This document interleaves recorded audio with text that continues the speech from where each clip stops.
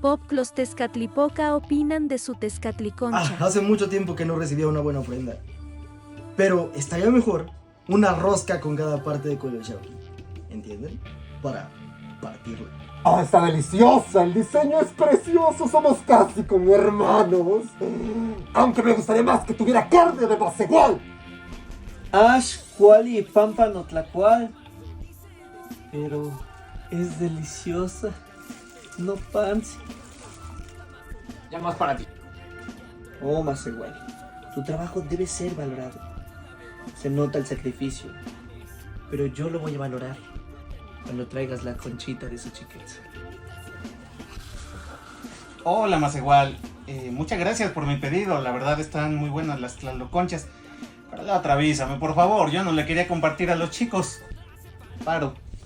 Oye, ¿y qué hay con mi pedido de las que te encargué de Chalchi?